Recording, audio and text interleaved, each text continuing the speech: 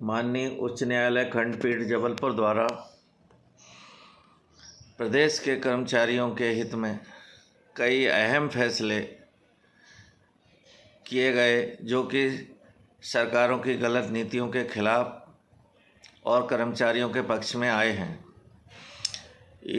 इन फैसलों में जो पूर्ववर्ती कमलनाथ शासन की सरकार में कर्मचारियों को पूर्ण वेतन के बजाय उनकी नियुक्ति पर 70% पहले वर्ष में, द्वितीय वर्ष में 80%, तृतीय वर्ष में 90% स्टाइपेंड मानदेय भुगतान किया जा रहा था, जिसके कारण इन कर्मचारियों का भारी पूरा काम करने के बावजूद भी कटौती के साथ जो है उनका मानदेय मिलता था।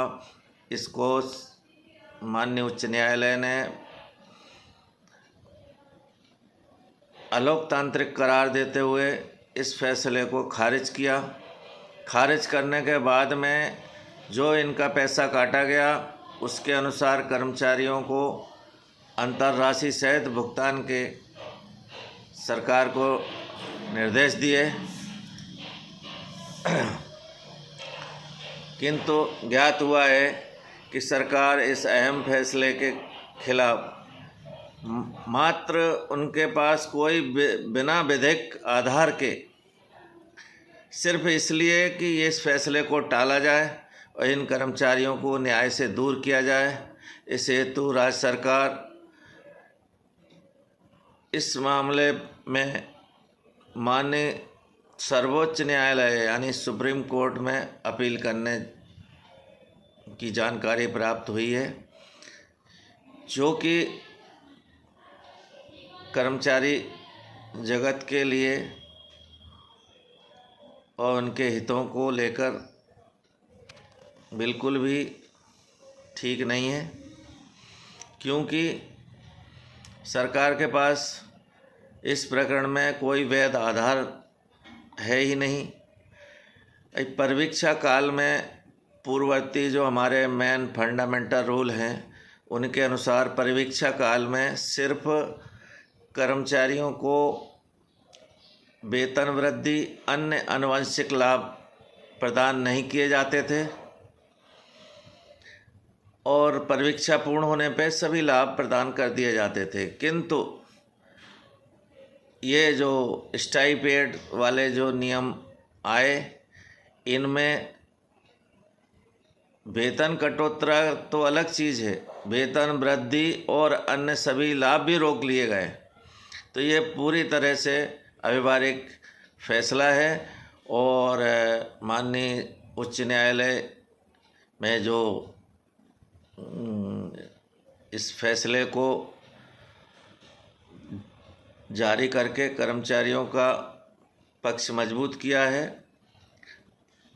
उम्मीद है कि सरकार सुप्रीम कोर्ट या इंटरनेशनल किसी अदालत में भी चली जाए तो भी इस फैसले को और इस कर्मचारी के पक्ष को कोई भी अदालत अनदेखा नहीं कर सकती, किंतु सरकार केवल इस मामले को टालने के लिए और सरकारी पद पैसे का दुरुपयोग करके यहाँ वहाँ सब वकील जो भी विधिक व्यय होता है वो सरकार से जेब से खर्च किसी अधिकारी को करना नहीं है, सरकार के उससे जाना है। तो ऐसे बहुत से मामलों में जो है सरकार केवल इसलिए अपील पे अपील करती रहती है कि वो कर्मचारियों के हितों को रोका जा सके, चाहे पदोन्नति का मामला हो, चाहे अभी दैनिक वेतनभोगी कर्मचारियों की जो सेवाएं पेंशन प्रयोजनों में जोड़ने के लिए आदेश पारित हुआ है वो आदेश भी लिंगारन पड़ा हुआ है।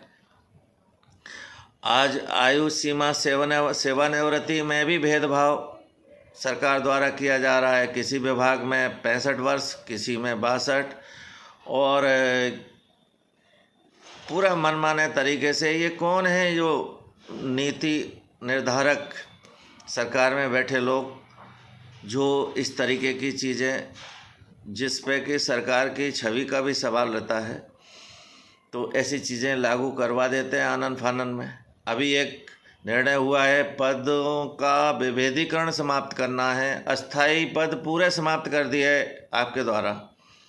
जितने कार्यभार संविदा और दैनिक वेतनभोगी अस्थाई कर्मी जो भी कर्मी फर्मी जितने थे सभी पदों को समाप्त कर दिया गया।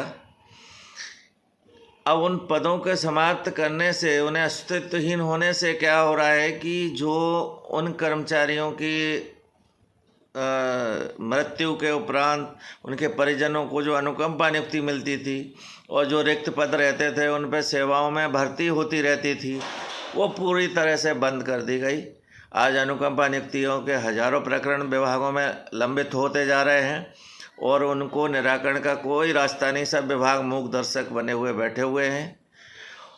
दूसरी ओर यदि आपको पद विभेदीकरण समाप्त करना था, सभी को समान तरीके से स्थायी या नियमित संवर्ग में करना था, तो उसी अनुपात में आपको नियमित संवर्ग के पदों का सृजन वित्त विभाग से करके और उनका संविलियन उस पर एक निश्चित कार्यक्रम के तहत करना चाहिए, ताकि इन कर्मचारियों का भविष्य और इनके परिवारों के साथ अनुकंपा नियुक्ति और अन्य नियमितीकरण और हर तरह के जो मामले हैं वो सब समाप्त हो सकें। मेरी माननीय मुख्यमंत्री जी डॉक्टर मोहन यादव जी से अनुरोध है कि कर्मचारी मामलों को लेकर चुनिंदा और अच्छे जो निष्पक्ष अधिकारियों की कोई कमेटी गठित करें और इनकी समीक्षा करने के बाद ही न्यायालयों में अपील और उसमें जाएं। इनकी पूर्ण समीक्षा कई स्तर पे होना चाहिए। ये नहीं कि अधिकारी ने कह दिया भैया टाइम नहीं है और जाओ अपील करे आओ। और वकील तो आजकल किसी से भी अपन सरकारी वकील से जो चाहो अपन लिखवा लाते हैं कि साहब हाँ ठीक है अपील हो जाएगी। तो ये सब चीज़ें लीपापोती समाप्त होना चाहिए। इसमें एक स्वच्छता का माहौल बने, पारदर्शितापूर्ण सभी काम हो। शासकीय सेवक की भी आपके अपने परिवार हैं, इनके पेट पे लात मार के इनके हितों का इनका शोषण करके सरकार में बड़े बड़े जो भी पदधारी लोग हैं उन्हें खुद ही अपने दिल में ये अच्छा नहीं लगेगा। तो मेरा अनुरोध है कि इस सब मामलों को गंभीरता से लेके और इसका पूर्ण निदान कराया जाए। धन्यवाद। जय हिंद, जय भारत।